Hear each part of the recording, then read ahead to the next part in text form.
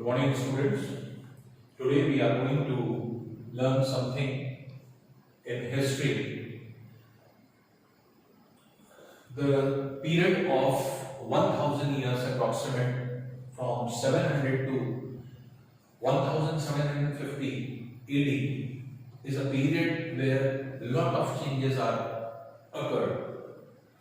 ढेर सारी जो है चेंजेस अगर हुए इस पीरियड में, जो कि 1000 लगभग साल थे, और ये एक तरह से हम ये कह सकते हैं कि इस बीच में बहुत सारे जो है आपके एक तरह से डायनेस्टीज हुई जो कि आपने डेवलप करी।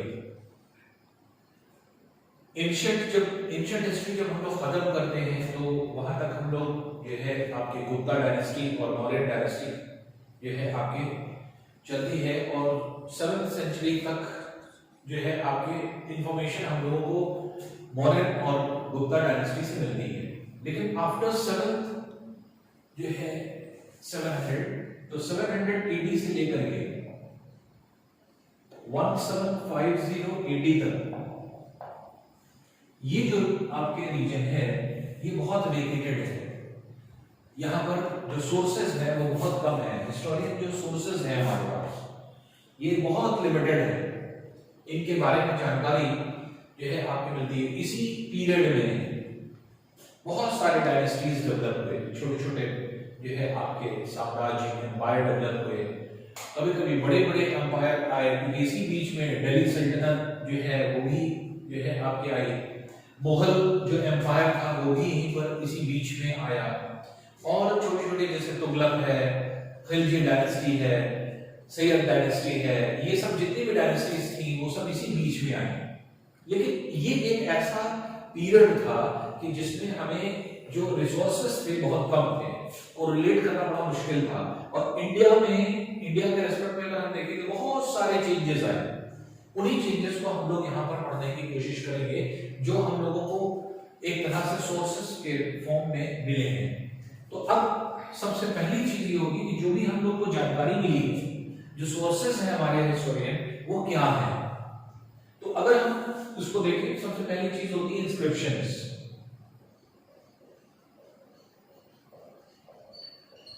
डिफरेंट इंस्क्रिप्शंस थे, पिलर्स थे जिस पर चीजों को लिखा गया। इंस्क्रिप्शंस क्या होते हैं? कोई हार्ड सरफेस जैसे कोई पत्थर है या फिर कोई पिलर है जिसके ऊपर एनग्रेव कर दिया जाता है, लिख दिया जाता है, तो उससे जानकारियां हमें मिली। कुछ पिलर्स मिले, उससे हमें जानकारी मिली। कॉइन्स मिले, उससे जानकारी मिली। कुछ टेक्स्ट मिले जो आपके उससे जो है आपकी जानकारी मिली, और कुछ मैन्युस्क्रिप्ट्स मिले।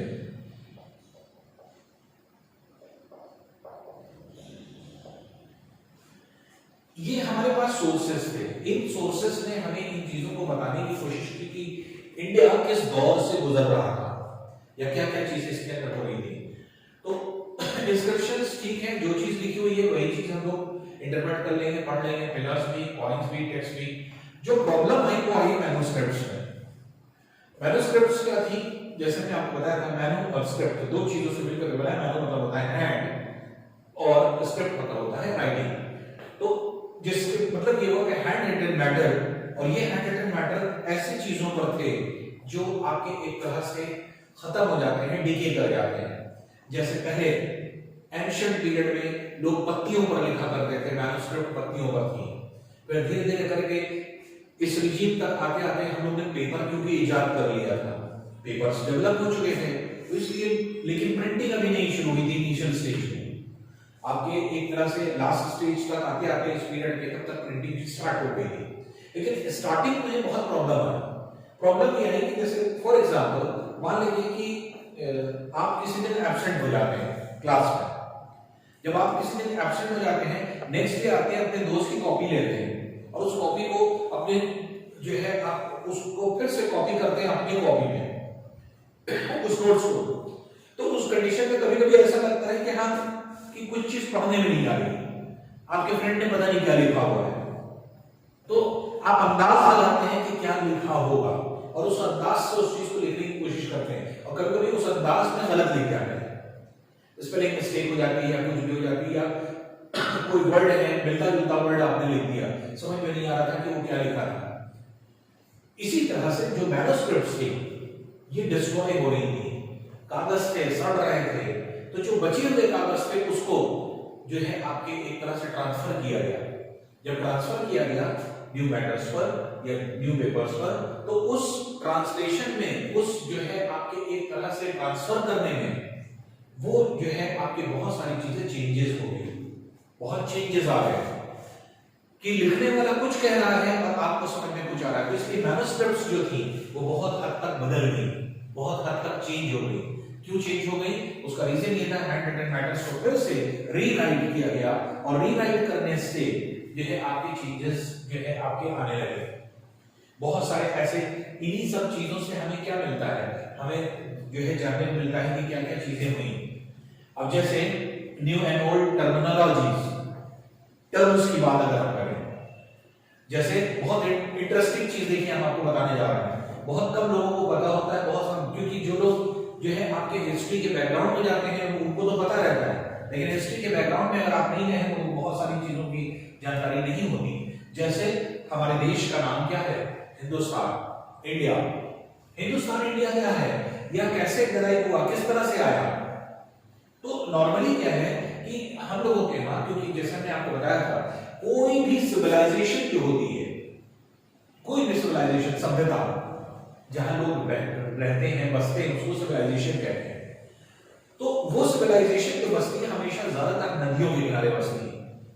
जैसे आपकी जितनी भी दुनिया की सभ्यताएं हैं, चाहे वो चीनी सभ्यता ले लीजिए, चाइनीज सिविलाइजेशन ले लीजिए, चाहे वो मेसोपोटामिया की जो है सिविलाइजेशन ले लीजिए, जो कि इराक में टिग्रिस और यूफ्रेट्स नाम की नदी बहती है, वहां पर आपके बसती, चाहे वो किसी भी तरह की सभ्यता को ले लें, इंडिया के और जो इंडियन सब कॉन्टिनेंट था, इंडियन सब कॉन्टिनेंट में जो सभ्यता बसी उसे हम सिंधु घाटी सभ्यता या इंडस वैली सिविलाइजेशन कहते हैं।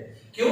क्योंकि इंडिया के जो है आपके यहाँ से एक नदी होकर के जाती है, इस नदी को जो है हम सिंधु नदी कहते हैं। सिंधु नदी इसका नाम है। ये सिंधु नदी कुछ इस प्रकार से यहां से जाती है पाकिस्तान।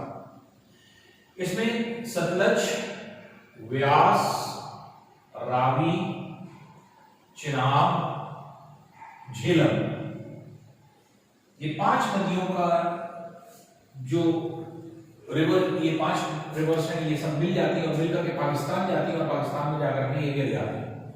तो ये है सिंधु नदी और इसकी 5 जो सहायक नदियां हैं, ट्रिब्यूटरीज हैं, तो ये जो है आपके सतलज है, व्यास है, रावी है, चिनाब है, झेलम है। ये 5 इसकी जो है ट्रिब्यूटरीज कह सकते हैं आप, या इसकी सहायक नदियां कह सकते हैं।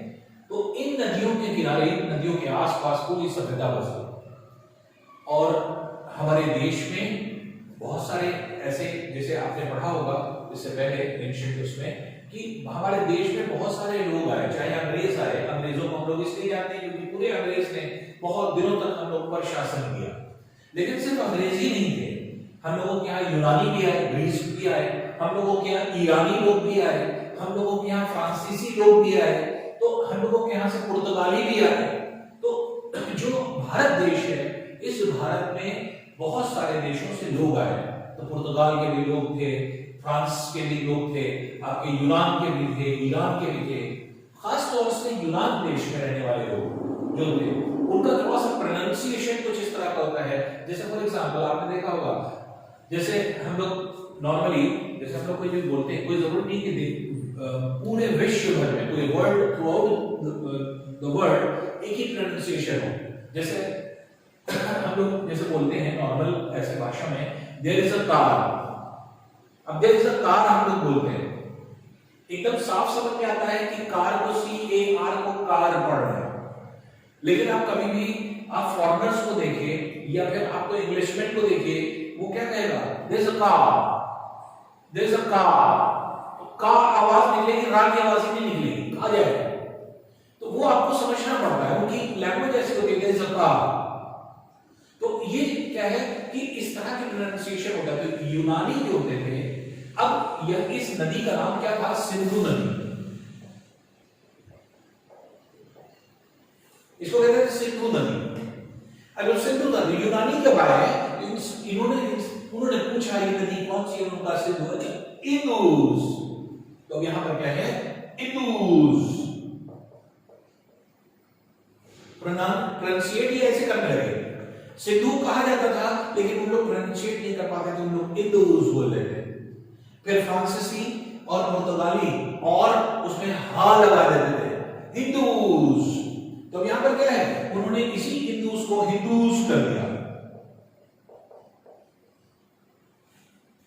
तो सिंधु नदी से ही डिराइव है हमारा इंडस और जो है आपके हिंदूज। तो अब यहां पर क्या है कि जो आपके इंडस है इसी से हमारा इंडिया वर्ड लिया गया है, जहां पे इंडस नदी बहती है। इसीलिए हम लोग इसको क्या कहते हैं, सिंधु घाटी सभ्यता, लेकिन इंग्लिश में क्या लिखते हैं, इंडस वैली सिविलाइजेशन। तो सिंधु आप हिंदी में बोल रहे हैं लेकिन इंग्लिश में उसको आज भी इंडस पढ़ा जाता है। क्यों? क्योंकि उन लोग स प्रोनाउंसिएट नहीं कर पाते थे, तो सिंधु को इंदूस पढ़ते थे, तो इसलिए हिंदू तो इंडस वैली सिविलाइजेशन हो गया, जिससे इंडिया बना। और 13th सेंचुरी में, 13वीं शताब्दी में आकर के तो एक थे बिराजे मिनहज ए सिराज। मिनहज ए सिराज ये पहले ऐसे शख्स थे जिन्होंने इस क्षेत्र में, इस जगह पे रहने वाले सभी लोगों को क्या कहा, इन्होंने सबसे पहले नाम दिया हिंदुस्तान का। ये वर्ड क्या है, पर्शियन भाषा का वर्ड है। ये पर्शियन भाषा का वर्ड है जो हिंदू और स्थान, तो स्थान था स्थल, और हिंदूस किसको कहा जाता था, हिंदू यहां पर रहने वाले सभी लोगों को कहा जाता था। तो ये पूरे क्षेत्र में सिंधु नदी के आसपास बसने वाले जितने लोग होते थे, उस सिंधु नदी के किनारे बसने वाले लोगों को हिंदू कहा गया। इस हिंदू का हिंदू धर्म से कोई लेना देना नहीं है। आज जो मिथ है, आज जो गलती है वो ये कि हिंदुस्तान में आदमी सोचता है कि जो हिंदू शब्द है वो हिंदू धर्म को प्रदर्शित कर रहा है। हिंदू धर्म से इसका कोई लेना देना नहीं। द हिंदू न्यूज़पेपर है, न्यूज़पेपर जो आपके नडी से पब्लिश होता है, आप देखिए इंडिया का बेस्ट न्यूज़पेपर माना जाता है द हिंदूज। द हिंदूज का अर्थ क्या है, वहां पर हिंदू धर्म से रिलेटेड नहीं है, क्योंकि उसने भी इसी चीज को फॉलो किया। क्योंकि मिनहज ए सिराज ने पहली बार यहां पे रहने वाले लोगों को हिंदूज कहा और जो है आपके इस पूरे क्षेत्र को हिंदुस्तान कहा। और हिंदुस्तान में क्या क्या है, पंजाब, हरियाणा, आपका पूरा ये सतलज का पूरा क्षेत्र जो कि आपके सतलज, व्यास, रावी, जिनाब, झेलम का जो पूरा क्षेत्र आता है, उसके अलावा इसके अलावा इन्होंने जो आपके क्षेत्र लिया वो गंगा और यमुना के ऊपरी भाग होगा। जो गंगा और यमुना आती है, गंगा यमुना के ऊपरी भाग होगा। ये पूरा क्षेत्र जो है आपके हिंदुस्तान कहलाएगा। तो हिंदुस्तान जो शब्द है, हिंदू जो शब्द है, हिंदू शब्द सब के लिए यूज किया गया है। हिंदू जो है मुसलमान भी है, हिंदू हिंदू भी है, हिंदू क्रिश्चियन भी है, हिंदू सिख भी है, हिंदू ईसाई भी है। तो जितने धर्म है, यहाँ पर धर्म का कोई लेना देना नहीं। तो हिंदू शब्द जो डराइव हुआ है वो उन सभी लोगों को कहा गया है, वो किसी भी धर्म को फॉलो करते हो, चाहे वो इस्लाम को फॉलो करते हो, चाहे वो हिंदू धर्म को फॉलो करते हो, चाहे क्रिश्चियनिटी को, चाहे सिख को, वो सब यहाँ पे रहने वाले जितने लोग थे उनको हिंदू कहा गया। और ये पूरा क्षेत्र हिंदुस्तान के नाम से जाना गया। तो हिंदुस्तान शब्द जो है पहली बार वर्ड जो यूज किया मिनहज ए सिराज ने 13th सेंचुरी में। फिर इसी जो है इसका इस्तेमाल फिर कब हुआ, 14th सेंचुरी में फिर हुआ, लेकिन दूसरे। तो 14th सेंचुरी में आपने अमीर खुसरो का नाम सुना होगा। अमीर खुसरो ये 14th सेंचुरी में ये बहुत बड़े पोएट थे, पर्शियन पोएट और उर्दू पोएट माने जाते थे। तो अमीर खुसरो ने अपनी पोएम में इस पूरे क्षेत्र को, जो ये पूरा रीजन था, इसको हिंद नाम दिया। इन्होंने हिंद जो है आपके जो है वर्ड का यूज किया। और फिर 16th सेंचुरी में आके, 16th सेंचुरी में जब बाबर आए और बाबर ने जो है पूरे ज्योग्राफी को देखा इंडिया की, कि इंडिया में किस किस जगह पर क्या कौन कौन से लोग कहां कहां बस रहे हैं पूरा क्षेत्र, तो जितना बाबर का क्षेत्र था उस पूरे क्षेत्र को उसने हिंदुस्तान कहा। तो बाबर जो है आपके तीसरे व्यक्ति थे जिन्होंने हिंदुस्तान शब्द का नाम लिया। तो हिंदुस्तान जो है आपके जो शब्द है वो इनिशियली जो डेराइव्ड है वो सिंधु नदी से डेराइव्ड है, इंडस सिंधु को, क्योंकि इंडूस पढ़ते थे वो जो यूनानी थे, इसलिए ऐसे कंडीशन में यूनानी और जो है फ्रांसीसी वो प्रोनाउंसिएट नहीं कर पाते थे, वो इंडूस पढ़ते थे, एस को साइलेंट कर देते थे, इसीलिए इसको इंडस नाम हो गया, इंडस से इंडिया बना। और इंडूस नदी के अर्थात सिंधु नदी के आसपास रहने वाले लोगों को हिंदू नाम मिला, और वो हिंदू जो है आपके किसी धर्म से रिलेटेड नहीं है, उसमें सारे धर्म सम्मिलित हैं। इसके मतलब अगर हम ये कहें कि हम सब लोग हिंदू हैं तो इसमें कोई गलत नहीं है, लेकिन कौन हिंदू, हिंदू रिलीजन की बात यहां नहीं हो रही है, हम सब हिंदू हैं, इसका मतलब यहां पर रहने वाले जितने लोग हैं सब हिंदू हैं। तो ये क्या है, ये आपके इस पीरियड में जो है आपके ये नाम दिए गए। फिर इसी तरह से फॉरेनर, नॉर्मली आज क्या है, ये टर्मिनोलॉजीज इस जमाने में यूज हुई, ये प्रचलित हुई। जैसे फॉरेनर हम लोग क्या कहते हैं, हम लोग ये सोचते हैं जो हमारे देश से बाहर से आया वो फॉरेनर है। इस पीरियड में जो कि आपके ये पीरियड था, इसमें बहुत सारे लोगों को फॉरेनर कहा गया, भले ही वो हमारे देश के ही थे लेकिन उनको फॉरेनर कह दिया गया। तो यहां पर फॉरेनर शब्द आज के फॉरेनर शब्द से अलग है। जैसे अभी हमने आपको डिफाइन किया कि हिंदुस्तान जो हम समझते हैं आज, वो एक्चुअल हिंदुस्तान नहीं है, बल्कि हिंदुस्तान शब्द का अपना अलग मतलब है। उसी तरह फॉरेनर जो आज हम समझते हैं वो भी डिफरेंट था। इस पीरियड में फॉरेनर शब्द किसके लिए इस्तेमाल किया गया, फॉरेनर जो है वर्ड का इस्तेमाल ऐसे लोगों के लिए किया गया जो परदेसी थे, जो परदेश से आया करते थे, जो किसी भी जगह से बाहर के शहर से आया करते थे, जो किसी जगह पे नया चेहरा दिखाई पड़ रहा था वो कहा जाता था फॉरेनर है।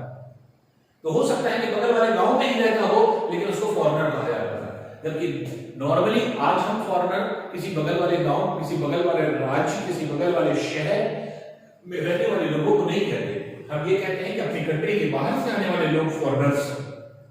लेकिन उस समय जो फॉरेनर, जो आपके बहुत सारे लोगों के लिए फॉरेनर जो है आपके जो टर्मिनोलॉजी थी वो यूज की गई। तो यहाँ पर जो टर्मिनोलॉजीज थी वो आज के दौर में और पहले के दौर में थोड़ा फर्क हुआ करती है। वहां पर सेंस कुछ और लिया जाता था और आज कुछ सेंस और होता है। और ये इस पीरियड में ये एक ऐसा पीरियड था कि 700 से 1750 जो है एडी के बीच में ऐसा पीरियड आया कि यहाँ पर बहुत ज्यादा कंट्रोल नहीं था, बल्कि क्षेत्र में चीजें बढ़ गई। कुछ कुछ क्षेत्र में जैसे यहीं पर क्या हुआ, 8th सेंचुरी में राजपूत आ गए, पश्चिमी जो क्षेत्र था ये पूरा राजपूत जो है आपने अपने क्षेत्र में इन्होंने ले लिया। अब छोटे यहाँ महाराष्ट्र में मराठा आ गए, ये मराठा थे जो कि आपके इस टाइम जो है आपके आ गए और ये डेवलप कर गए। तो इसी तरह से जाट थे जो आपके हरियाणा के क्षेत्र में जो है आपने डेवलप कर गए। सिख थे जो पंजाब के क्षेत्र में आपने डेवलप किए, वो सिख जो है आपके थे। नॉर्मली कायस्थ जो थे वो आपके उत्तरी क्षेत्रों में, उत्तरी प्रदेशों में जो है आपके जो है डेवलप किए। तो ये क्या था, ये अलग अलग जो है आपके एक तरह से यहाँ पर जो चीजें थी ये बढ़ती चली जा रही थी, अर्थात अलग अलग क्षेत्र में डेवलपमेंट हो रहा था। क्योंकि कोई एक ऐसा एम्पायर नहीं था, कोई एक ऐसी डायनेस्टी नहीं थी कि पूरे भारत पर राज्य कर रही हो, बहुत बड़े क्षेत्र में कंट्रोल हो।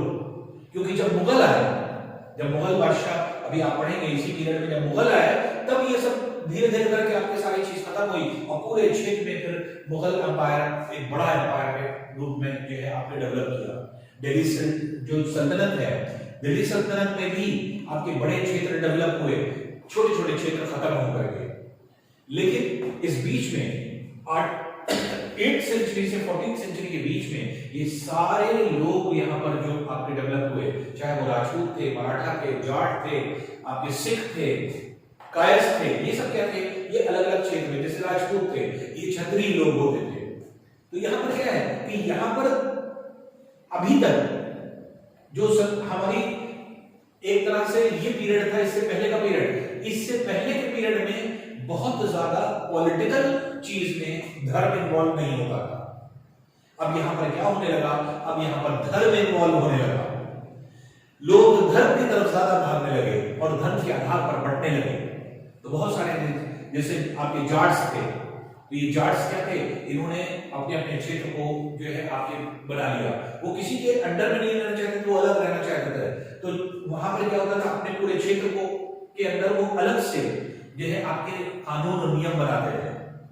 जैसे आज हम लोगों के यहाँ ग्राम पंचायत होती है, तो ये ग्राम पंचायत क्या होती है, किसी ग्राम को, किसी विलेज को पूरी तरह से देखरेख करने के लिए ग्राम पंचायत बनाई जाती है। उसी तरह से जाट पंचायत होती थी। जाट पंचायत में जो आपके सीनियर मोस्ट लोग होते थे उनको मेंबर्स बनाया जाता था, वो रूल्स एंड रेगुलेशंस बनाते थे और सब लोग उसको फॉलो किया करते थे। तो ये क्या है, ये एक तरह से सिस्टम में आ गया इंडिया के कि ये सारी चीजें आपकी होने लगी। लेकिन इसी बीच में जब बाहर से बहुत सारे लोग आना शुरू हो गए, जैसे दिल्ली सल्तनत में अगर आप देखें तो गयासुद्दीन बलबन एक नाम आता है। गयासुद्दीन बलबन का अगर हम नाम करें तो वो भारत में बहुत सारी चीजों को जो है ईरान के क्षेत्र से लेकर के आया, अफगानिस्तान के क्षेत्र से लेकर के आया, सॉरी ईरान नहीं अफगानिस्तान, तो बहुत सारी चीज लेकर के आया। न्यू टेक्नोलॉजीज भारत में आने लगी और उसका क्षेत्र बहुत बड़ा था, एम्पायर। गयासुद्दीन बलबन अफगानिस्तान से शुरू होता था। अफगानिस्तान में एक जगह है जिसका नाम है गजनी। गजनी से लेकर के आपके उसका अंपायर शुरू होता था जो बंगाल तक जाता था, बंगाल तक था, और साउथ में पूरा इसका जो है साउथ इंडिया ये पूरा कवर करता था। तो गयासुद्दीन बलबन एक बहुत जो है मजबूत राजा था, लेकिन बहुत कम समय के लिए था और धीरे धीरे करके इंटरनल जो है आपके चीजों की वजह से उसका जो है साम्राज्य टूटता चला गया। खैर इतना डिटेल में जाने की आपको हिस्ट्री की जरूरत नहीं, अभी आप छोटे क्लास में इसलिए बहुत डीपली जाने की जरूरत है। लेकिन जब बाहर का लोग आएंगे और आपके जो है किसी भारत के किसी भी क्षेत्र में रहेंगे तो वो अपने ट्रेडिशन को वहां पर लगाएंगे, वो उनके पास जो सीख ली जो भी उन्होंने सीखा होगा वो चीज जो है आपके इंप्लीमेंट करेंगे। अब जैसे मुगल आए, दिल्ली सल्तनत के लोग आए, तो जब मुगल आए तो क्या हुआ, आर्किटेक्चर पे बहुत ज्यादा ध्यान देने लगे, मॉन्यूमेंट्स बनाने लगे, पेंटिंग बनने लगी। तो बहुत सारी आर्किटेक्चर आप देखेंगे जो मुगल काल के इतने बड़े बड़े जो आपके एक तरह से मॉन्यूमेंट्स हैं आज भी जाने जाते हैं, जैसे ताजमहल है, कुतुब मीनार है आपके, तो ये सब दिल्ली सल्तनत और जो है मुगल काल के ही सारे बने हुए हैं। तो रेड फोर्ट है, लाल किला है, ये सब ऐसी इमारतें हैं जो उस पीरियड में बनी। और ये जो आपकी इमारतें थी वो यहाँ का ट्रेडिशन नहीं था, यहाँ का आर्किटेक्चर नहीं था, लेकिन बाहर से ये सारी चीजें इन्वेड हुई, बाहर से ये सारी चीजें आने लगी।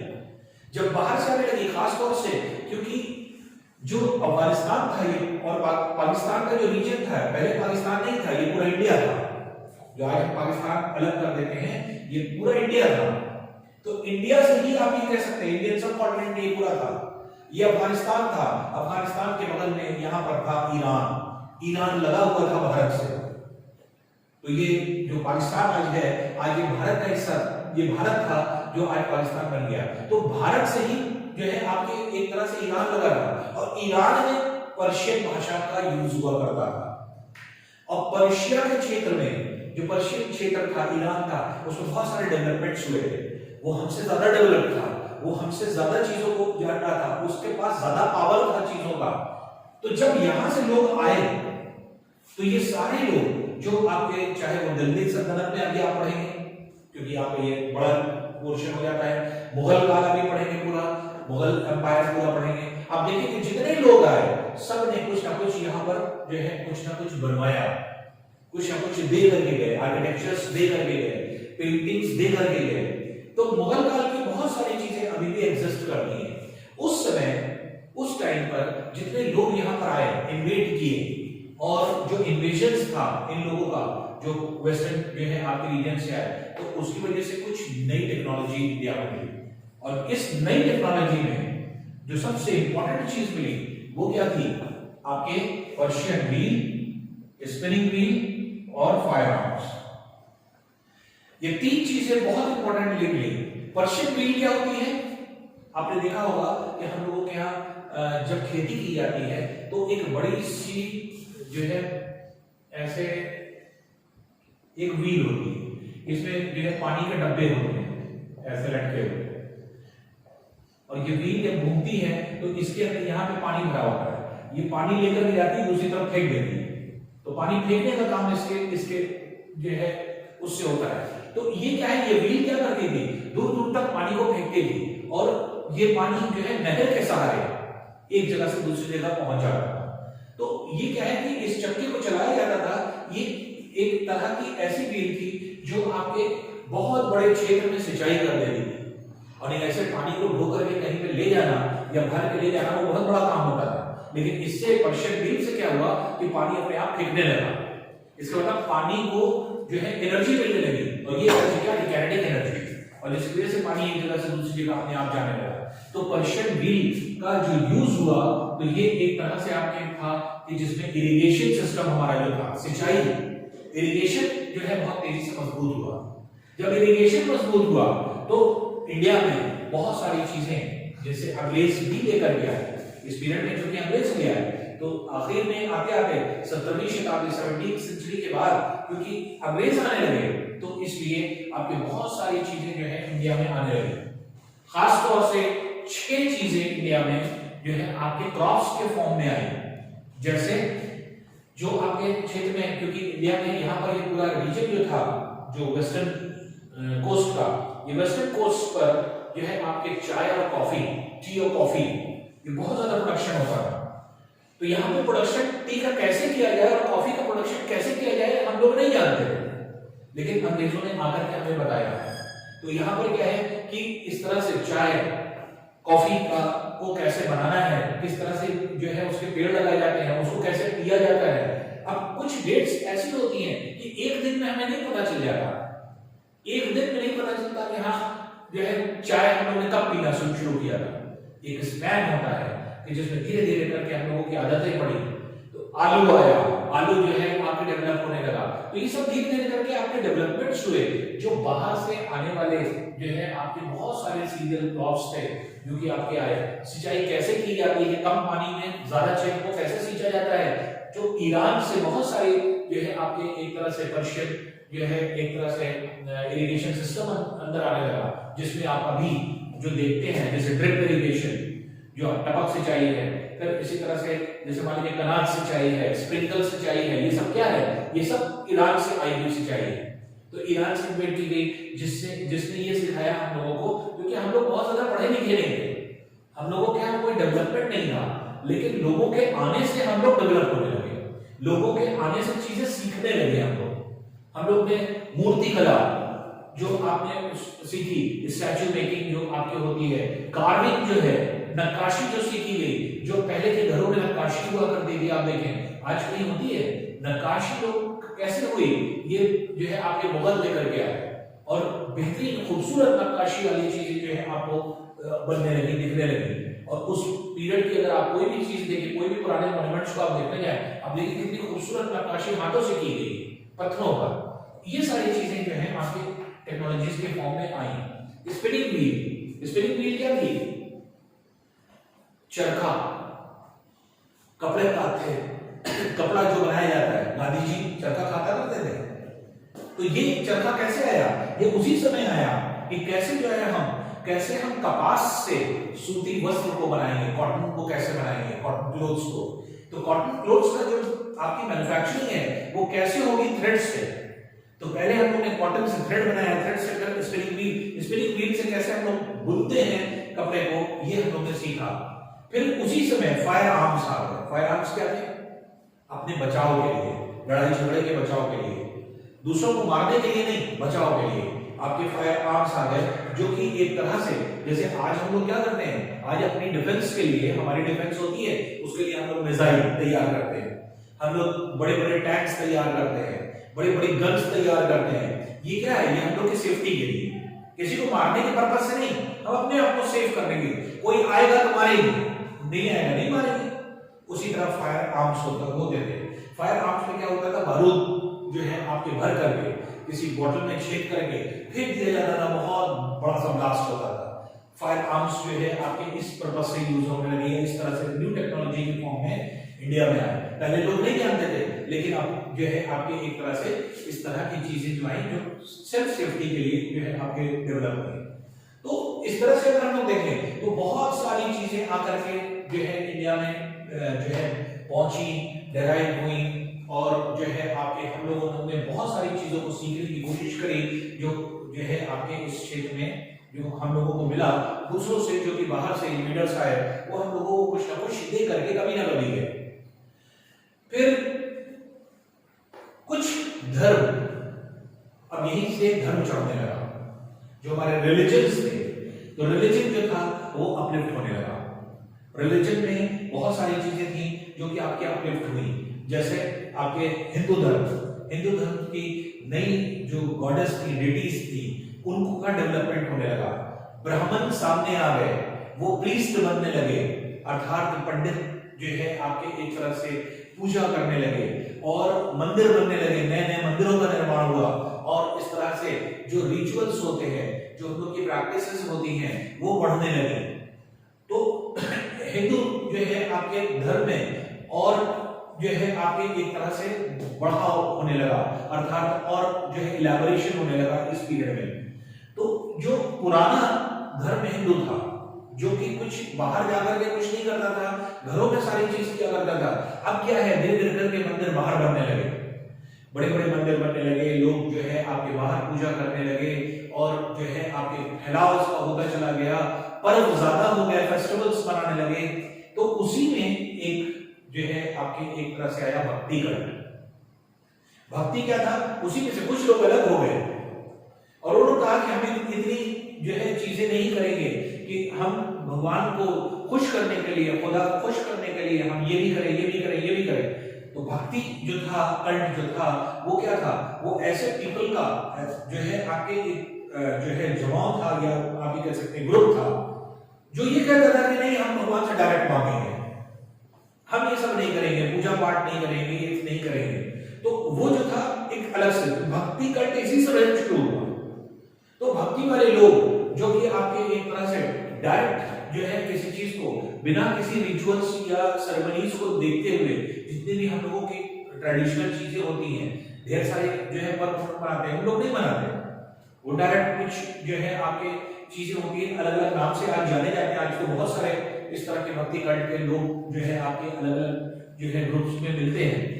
तो ये उसी समय डेवलप हुआ।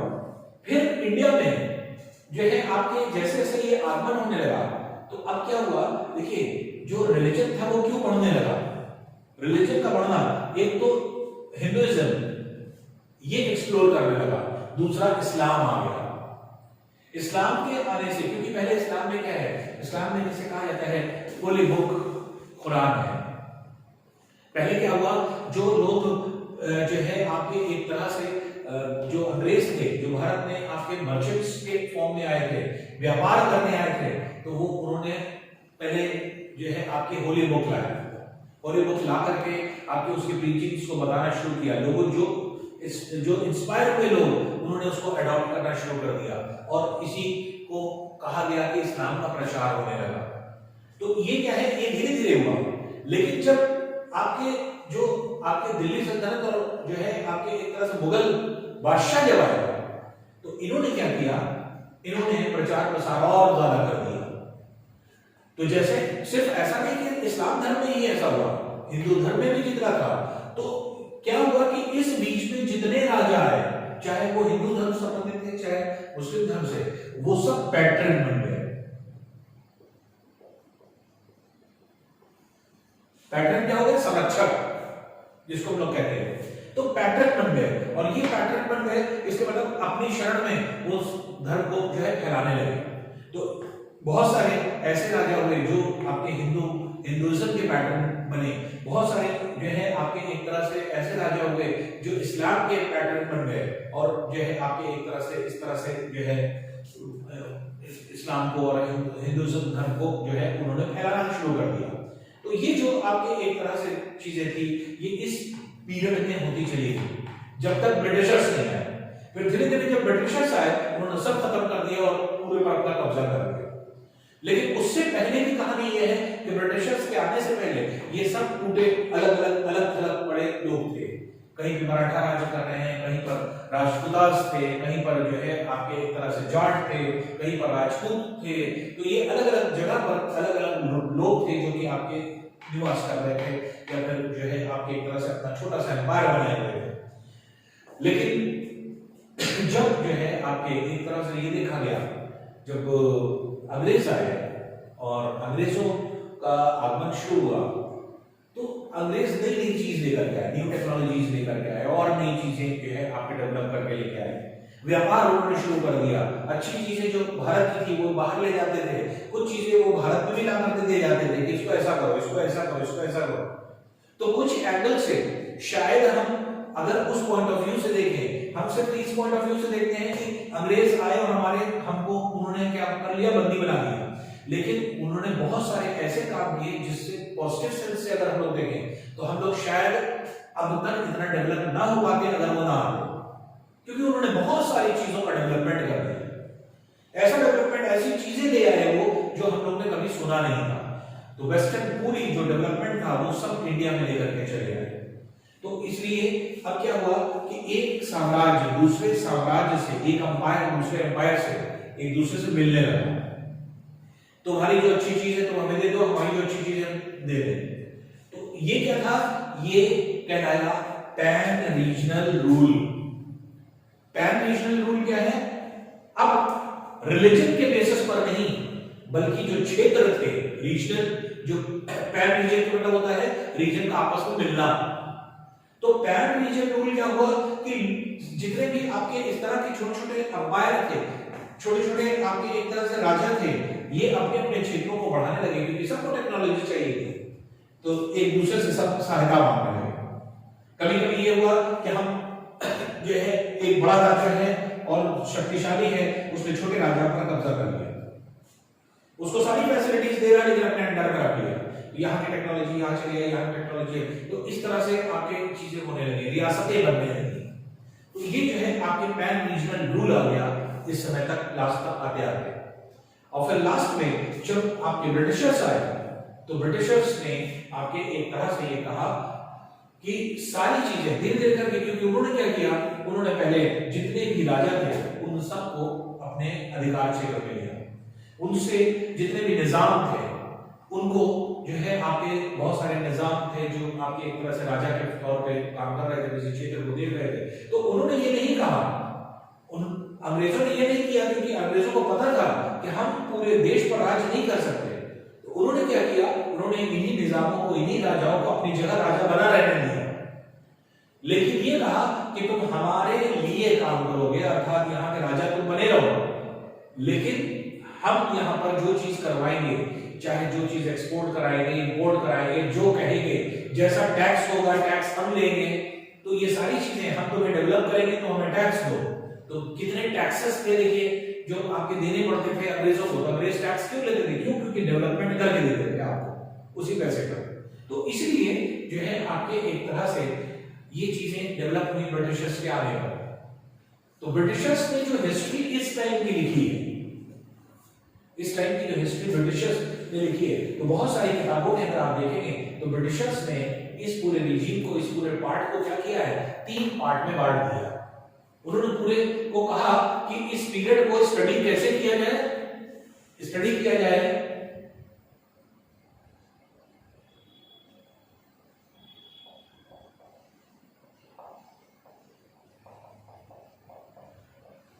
तीन टाइम पीरियड में उन्होंने बांट दिया। और 3 टाइम पीरियड किस आधार पर लिया, हिंदू, मुस्लिम और ब्रिटिश पीरियड।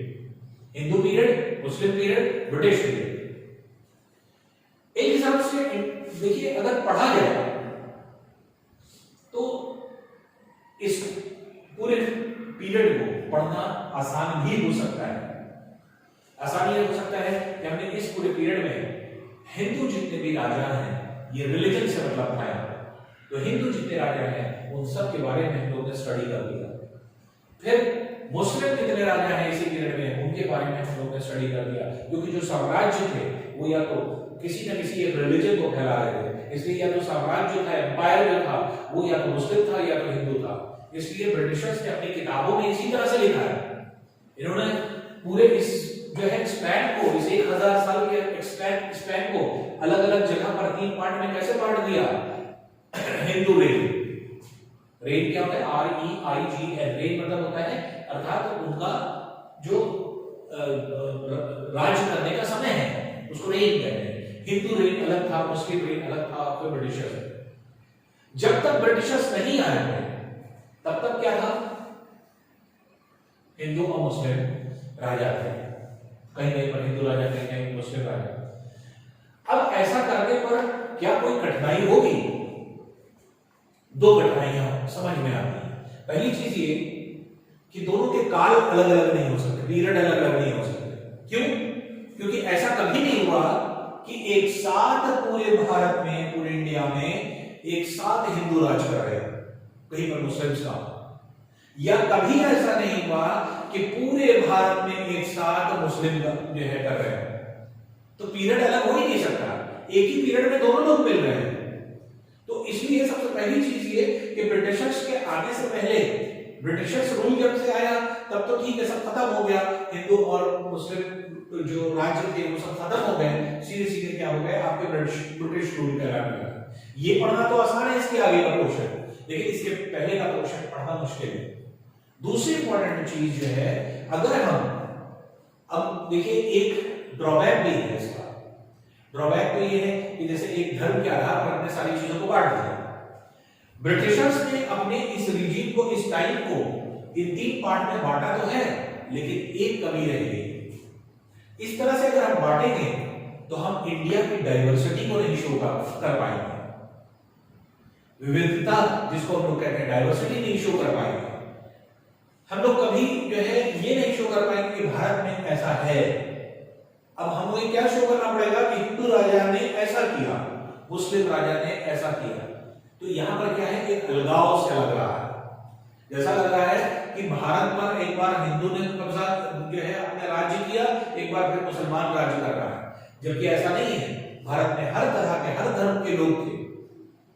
तो जो इंडिया था, इंडिया के उसमें, तो इस कॉन्टेक्स्ट में अगर हम लोग इसको बांटेंगे तो यहाँ पर एक इंपॉर्टेंट चीज ये रहेगी कि एक तो हम डाइवर्सिटी नहीं शो कर पाएंगे, डाइवर्सिटी लैक करेगी, और दूसरी इंपॉर्टेंट चीज ये है कि सेम पीरियड में दोनों लोग थे, उसी पीरियड में आपके हिंदू राजा भी कहीं थे, कहीं मुस्लिम भी थे। तो इसलिए उन पीरियड्स को हम बांट नहीं सकते, जबकि ब्रिटिशर्स ने अपनी बुकों में इसी तरह से 3 तरह से बांट करके इस रीजन को पढ़ा है, और वो इसी तरह लिखते भी। लेकिन हम लोगों के लिए थोड़ा सा कठिन हो जाएगा अगर हम इंडिया के रेस्पेक्ट में इंडिया को पढ़ेंगे और इस तरह से बांट करके पढ़ेंगे। तो मान लीजिए कि हम हिंदू पीरियड पढ़ रहे हैं, तो हिंदू राजा के बारे में हम लोग ने सारी चीजें पढ़ी, लेकिन हो सकता है कि कुछ जो है स्पेसिफिक चीज जो इंडिया की है, मान लीजिए कि कहीं पर कॉफी उत्पादन हो रहा है, कहीं पर चाय उत्पादन हो रहा है, अब वो कौन सा राजा करा रहा है, हिंदू राजा करा रहा है, मुस्लिम राजा करा रहा है, हम तो उसको छोड़ देंगे ना। कहीं पर अगर मान लीजिए कि किसी जगह पर अगर कोई डेवलपमेंट हो रहा है, कोई उद्योग बन रहा है, कोई इंडस्ट्रीज बन रही है, रेलवे लाइन पड़ रही है, तो वो हम किसको कहेंगे? क्या हम ये कहेंगे कि ये हिंदू राजा का है या मुस्लिम राजा का है, या हिंदू पीरियड का है या मुस्लिम पीरियड का है? ये सबसे बड़ा ड्रॉबैक था, यही डाइवर्सिटी कहलाती है। ये डाइवर्सिटी लैक करेगी अगर हम इस तरह से, तो अलग अलग राजाओं को अगर पढ़ना है तब तो हम बांट के पढ़ सकते हैं, लेकिन हम इंडिया की डाइवर्सिटी को खो देंगे, फिर हम भारत की डाइवर्सिटी को खो देंगे, फिर इसका मतलब इंडिया की डाइवर्सिटी पे कहीं नहीं रह जाएगी, एग्जिस्ट नहीं करेंगे। तो ये एक ऐसा 1000 साल लगभग ऐसा था जो बड़ा क्योस भरा था, और इसको पढ़ना भी बड़ा आसान नहीं, बड़ा मुश्किल होता है। तो इसलिए ये जो आपके लेक्चर है इसको बार बार सुनिए, ये सिर्फ आपके कॉन्सेप्ट बनाने से आएगा, ये एक बार में रटने वाली चीजें नहीं है। हिस्ट्री को ऐसा नहीं कि आप रटेंगे, बस ये समझिए कि हम किस किस तरह से हमें क्या क्या चीजों पर ध्यान देना है, कि न्यू और ओल्ड टर्मिनोलॉजीज कैसे बदली, पहले क्या मतलब हुआ करता था, आज क्या मतलब है, न्यू टेक्नोलॉजीज कौन कौन सी आई और क्यों आई, किसके आने से आई, कैसे कैसे साम्राज्य बढ़ गए, क्यों, वजह क्या थी, क्योंकि कोई हमारे ऊपर एक पावर नहीं थी जो हम लोगों को एक साथ इकट्ठा रख पाए। इसलिए अलग अलग जो है हम लोग जो है एक तरह से छोटे छोटे जो है जातियों में बढ़ते चले गए, तो इसलिए जो है आपके डिवीजन होता चला गया। तो ये सब जो है आपके एक तरह से ये लेक्चर ऐसा है कि इसको खूब जितनी बार आप पढ़ सकते हैं, जितनी बार आप देख सकते हैं उतनी बार देखिए, उतना आपका कॉन्सेप्ट क्लियर होगा। और इसको हेडफोन या ईयरफोन का इस्तेमाल करेंगे तो मेरी आवाज भी आपको क्लियर मिलेगी। और इससे रिलेटेड जो क्वेश्चन आंसर है, क्वेश्चन आंसर्स हमने आपको शीट में अवेलेबल करा दिया है, वो शीट आपकी डाउनलोड हो रही है। क्वेश्चन आंसर आपको डायरेक्ट याद करना है, तो जो भी आपके क्वेश्चंस हैं उसके आंसर के साथ आपकी शीट पहुंच रही है, उसको लर्न करते जाइए, इसको पढ़ते जाइए, देखते जाइए और उस क्वेश्चन आंसर्स को लर्न करिए। बाकी नेक्स्ट लेक्चर के लिए हम लोग फिर से मिलेंगे। Thank you.